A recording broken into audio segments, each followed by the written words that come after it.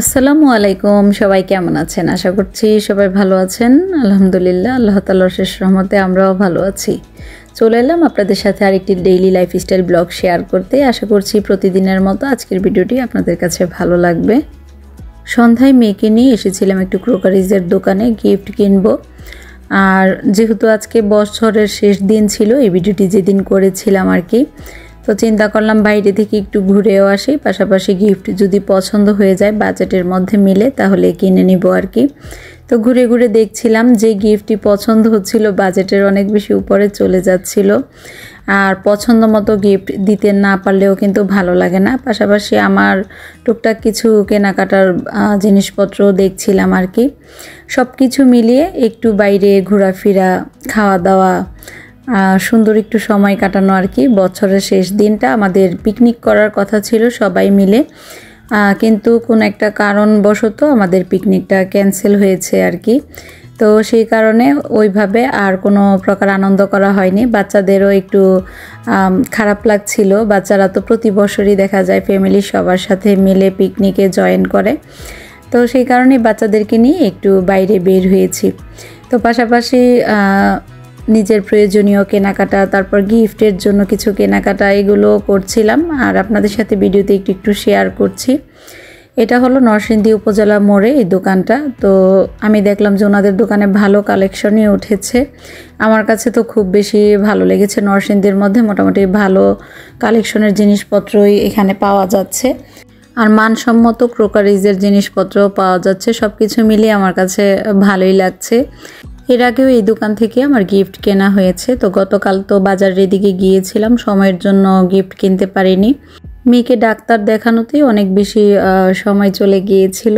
তো অল্প সময়ের মধ্যে ওইভাবে আর গিফট পছন্দ করতে পারিনি। আজকে বাসার কাছেই হাঁটতে হাঁটতে চলে এসেছি আর কি, যে যদি পছন্দ হয় তাহলে নিয়ে যাব। তো আমার বাজেটের মধ্যে কিন্তু আমার গিফট পছন্দ হয়ে গিয়েছে। এই বাটি সেটটা যে দেখছেন আপনারা, একটু সবুজ কালারের মধ্যে, তো সিরামিকের মধ্যে এই বাটি সেটটাই আমি কিনেছি। আমার কাছে ভালোই লেগেছে, আমার বাজেটের মধ্যেও এসেছে। তো আপনাদের কাছে কেমন লেগেছে অবশ্যই কমেন্টসে জানাবেন। ক্রোকারিজের দোকানগুলোতে আসলে কিন্তু নিজের জন্য কিছু কেনাকাটা করতে ইচ্ছে করে। তো আজকে কিন্তু আমার অনেক কিছুই পছন্দ হয়েছে। তবে এখন জিনিসপত্র কেনাকাটা করলে একটু প্ল্যান করে কেনাকাটা করি আর কি, একটু বুঝে শুনে কিনি, যেন ঘরের ভিতরে ওইভাবে জিনিসপত্র পরে না থাকে, সাথে সাথে ব্যবহার করে ফেলতে পারি। তো ক্রোকারিজের দোকানের পাশে আরেকটি দোকান ছিল, তো এখানে এসেছি, কিছু ব্যাগের কালেকশন দেখছিলাম। ব্যাগগুলো দেখে আমার কাছে ভালোই লেগেছে।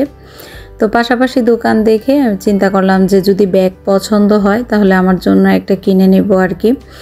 আর এখানে ইফরাত বাবুর আম্মু ইফরাত বাবুর জন্য কিছু জামার কালেকশন দেখছিল। জামাগুলো এখানে খুবই সুন্দর ছিল, আর এরকম সিম্পলের মধ্যে জামাগুলোই কিন্তু ইফরাত বাবুর আম্মু ইফরাত বাবুর জন্য পছন্দ করে।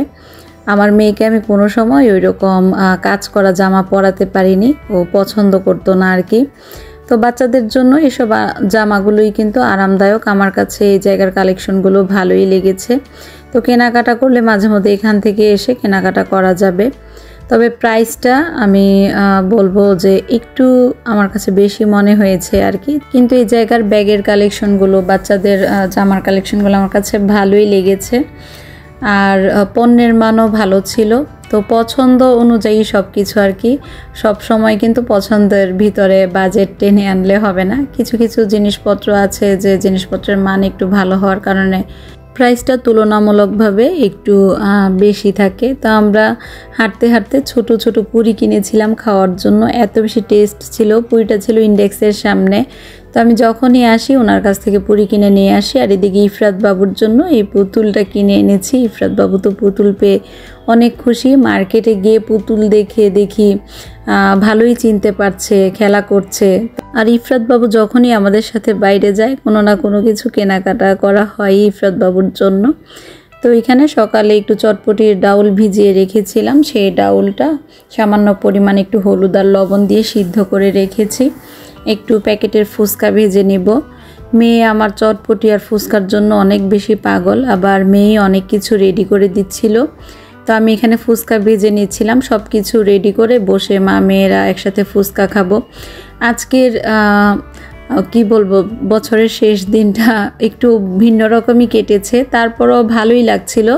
মা মেয়েরা বসে কিন্তু ভালোই আনন্দ করেছি, অনেক রাত পর্যন্ত জেগেছিলাম, খাওয়া দাওয়া করেছি, তারপর গল্প করেছি।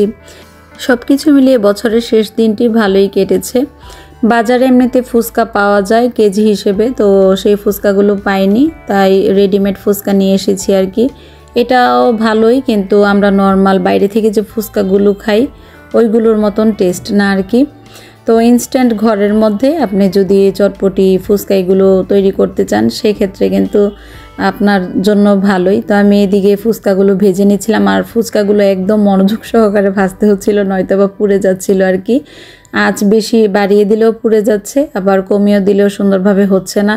তো একটু মিডিয়াম আঁচে দিয়েই ফুচকাগুলো ভেজে নিচ্ছি। আর এদিকে সালাদ থেকে শুরু করে সব কিছু রেডি করে নিয়েছি। আজকে একটু দই ফুচকাও খাবো। দই ফুচকা এমনি বাইরে খেতে গেলে দেখা যায় 8টা দই ফুচকা 80 টাকা থেকে 90 টাকার মতো প্রাইস ধরে। তো আমি সবসময় চেষ্টা করি দই ফুচকাটা ঘরেই তৈরি করার জন্য। বাইরে খেয়ে কেমন জানি মনও ভরে না। ঘরে নিজের ইচ্ছা মতো বেশি করে ফুচকা নিয়ে, দই নিয়ে, চাট মশলা দিয়ে সব কিছু তৈরি করে তারপর বাচ্চাদের সাথে অনেক সময় ধরে গল্প করে বসে বসে খাবো, আর মা মেয়েরা গল্প করব, এরকম একটা প্ল্যানই করেছি আর কি। বছরের শেষ দিনটি এরকম কাটবে এটা ভাবতে পারিনি। ভেবেছিলাম সবার সাথে আনন্দ করে ফ্যামিলির সাথে কিছুটা সময় একসাথে পিকনিকের মধ্যে সবাই হই হুল্লোড় করব। তো সেটা যখন হয়নি, তো মেয়েদেরও একটু কষ্ট লাগছিল আর কি। তা আমিও চিন্তা করছিলাম যে কি করলে ওদের কাছে ভালো লাগে, সেই অনুযায়ী সব কিছু করছি। আর বিশেষ করে যেহেতু ফ্যামিলি কিছু প্রোগ্রামও আছে, বিয়ে থেকে শুরু করে অনেক অনুষ্ঠানই আছে, তো চিন্তা করলাম যে এইসব অনুষ্ঠানে অ্যাটেন্ড করলে বাচ্চাদের কাছে এমনিতেই ভালো লাগবে। পরবর্তীতে পিকনিকের যে আয়োজনটা এটা একদমই ক্যান্সেল হয়ে যায় আর কি।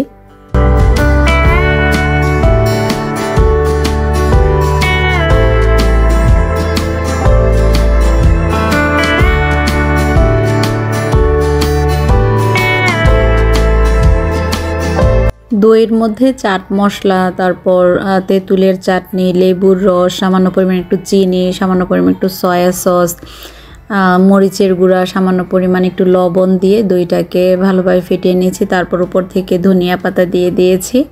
আর এখন ভিতরে নিজের পছন্দ মতো পুর দিয়ে দই ফুচকা খেয়ে নেব। আপনি ইচ্ছা করলে আলুর পুর দিয়ে দই দিয়ে উপরে খেতে পারবেন, বা চানাচুর আর দই একসাথে দিয়েও কিন্তু ফুচকার ভিতরে দিয়ে খেলে অনেক বেশি ভালো লাগে।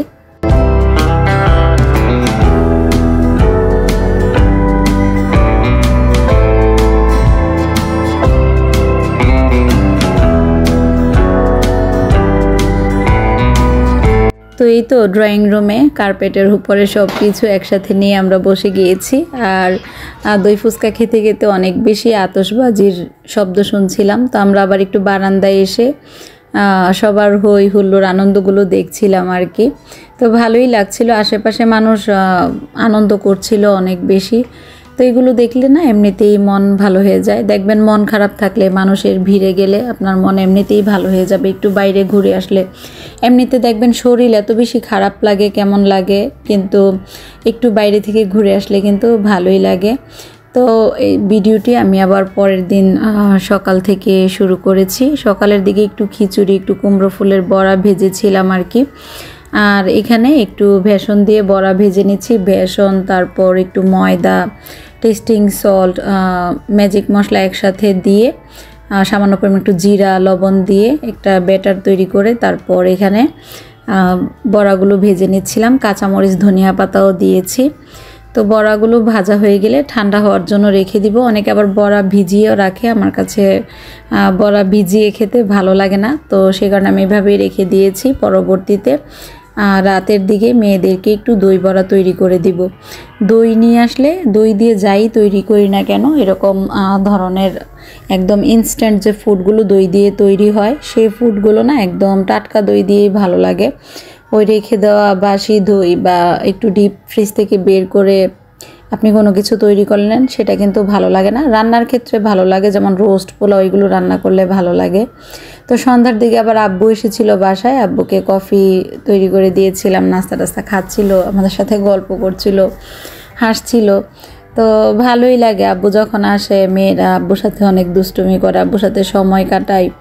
আর আব্বুর জন্য সবসময় ভিতরে একটা টেনশনও কাজ করে, অসুস্থ থাকে তো আমার মাঝে মধ্যে এত বেশি কষ্ট লাগে। একটা মানুষ দেখেছি চোখের সামনে কেমন একদম, আমার বাবাকে কি বলবো যে বাঘের মতন দেখেছি। এখন আমার বাবা অসুস্থ হয়ে আম্মু মারা যাওয়ার পর কেমন হয়ে গিয়েছে, কষ্ট লাগে আসলে। তো আল্লাহ তাআলা সুস্থ রাখুক, যতদিনই আমাদের মাঝে আছে সুস্থভাবে থাকুক সেটাই দোয়া করি আর কি। প্রত্যেকটা মানুষই আপনি দেখবেন যে সুস্থতা হলো সব কিছুর ঊর্ধ্বে। টাকা পয়সা থাকুক, যাই থাকুক না কেন, সুস্থ না থাকলে কিন্তু আপনার কোনো কিছুই ভালো লাগবে না। সুস্থতা আল্লাহ তাআলার অনেক বড় একটা দান, অনেক বড় রহমত। প্রত্যেকটা মানুষই যার যার স্থানে থেকে আল্লাহ তাআলা সুস্থ রাখুক এই দোয়াই করি। তো এখানে আমি কিছু পরিমাণ দই নিয়ে নিয়েছি, চাট মশলা দিয়ে দিব পরিমাণ মতন, চিনি, লবণ, মরিচের গুঁড়া, প্রাণ যে তেঁতুলের চাটনিটা আপনারা তেঁতুলের কাই ঘরে বানিয়ে সেটাও দিতে পারেন, এক টুকরো লেবুর রস, 2 চামচ গুঁড়ো দুধ, টমেটো সস আর ধনিয়া পাতা দিয়ে একটা চাটনি তৈরি করেছি। তো ধনিয়া পাতার চাটনিটা আমার আবার একটু পাতলা হয়ে গিয়েছে, আপনারা চেষ্টা করবেন একটু ঘন তৈরি করার জন্য আর কি। ধনিয়া পাতার চাটনির মধ্যে একটা কাঁচা মরিচ, একটু লবণ, একটু চিনি দিয়ে তৈরি করেছি। তো এখন দইটাকে ভালোভাবে ফেটিয়ে নেব। তারপর যে বড়াগুলো তৈরি করেছিলাম, বড়াগুলো দইয়ের মধ্যে একদম ভিজিয়ে রাখবো আর কি অনেক সময় ধরে। আপনারা চেষ্টা করবেন খাওয়ার 2 ঘন্টা আগে ভিজিয়ে রাখার জন্য, তাহলে দেখবেন খুব সুন্দরভাবে ভিজে থাকবে আর খেতেও অনেক বেশি ভালো লাগবে। এই শীতের মধ্যেও দেখবেন যে টক খাওয়ার অনেক বেশি ক্রেভিং হয়। তো এই ধরনের চাট খাবারগুলো আপনারা কিন্তু ঘরের ভিতর করে খেতে পারেন। আশা করছি যে আপনাদের কাছে ভালো লাগবে। দই বড়াটা তৈরি করতে করতে আপনাদের কাছ থেকে আজকের মতো ভিডিও থেকে বিদায় নিয়ে নিচ্ছি। আশা করছি আজকের এই ছোট্ট ভিডিওটি আপনাদের কাছে ভালো লেগেছে। যদি ভিডিওটি ভালো লেগে থাকে লাইক, কমেন্ট, শেয়ার করতে ভুলবেন না। আপনাদের মূল্যবান কমেন্টসের মাধ্যমে জানাতে পারেন ভিডিওটি কেমন হয়েছে। ভিডিওগুলো যদি ভালো লেগে থাকে চ্যানেলটি সাবস্ক্রাইব করে বন্ধু হয়ে পাশে থাকতে পারেন। পাশে থাকা বেল বাটনটি প্রেস করে দিলে ভিডিও দেওয়া মাত্র আপনাদের কাছে নোটিফিকেশন পৌঁছে যাবে। সবাই ভালো থাকবেন, সুস্থ থাকবেন, পরিবারের সাথে থাকবেন। আল্লাহ হাফিজ।